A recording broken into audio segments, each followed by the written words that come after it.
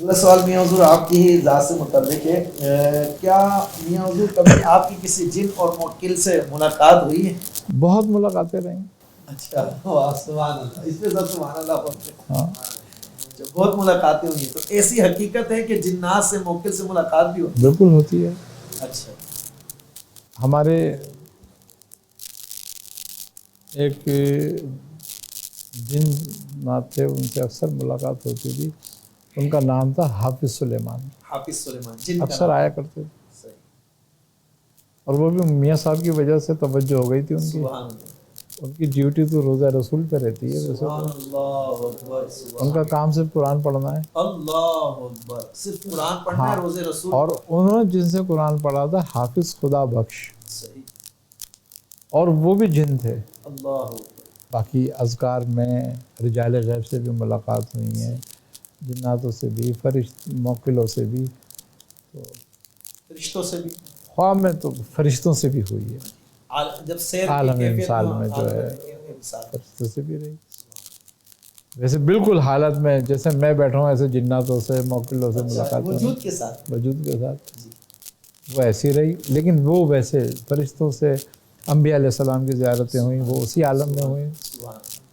میاں تو جو حافظ سلیمان صاحب جن ہیں یا تھے آپ کی خدمت میں، تو ان سے کبھی کوئی کام آپ نے لیا کچھ اپنی بھی نہیں، ذات؟ کبھی کچھ بھی نہیں، کبھی بھی کسی جن سے کسی موقع سے ہم نے کوئی کام نہیں لیا۔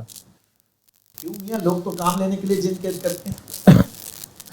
سب سے پہلی تنبیہ جو میاں صاحب کی ہمارے لیے تھی وہ یہی تھی کہ اگر تمہاری اس دوران میں کسی سے بھی ملاقات ہو، یہاں تک کہ حضرت خواجہ خضر سے بھی ملاقات ہوئی، رجال غیب سے بھی ملاقات ہوئی، یہ اگلا سوال تھا میرا جی، لیکن کوئی دنیاوی مقصد تھا ہی نہیں کسی سے، اللہ اکبر، صرف ذکر اذکار کے لیے کہ بھئی اور کوئی ذکر نیا مل جائے، سبحان اللہ، اور کوئی راہ نہیں مل جائے، یعنی اور کوئی اللہ کی محبت کی بات مل جائے، بس اس سے زیادہ کوئی بھی بات نہیں رہی کبھی بھی، آج بھی کبھی کسی اپنے ذکر سے، کبھی کسی اذکار سے، جو بھی کچھ میاں صاحب نے دیے یا جو بھی کچھ ملے ان سے،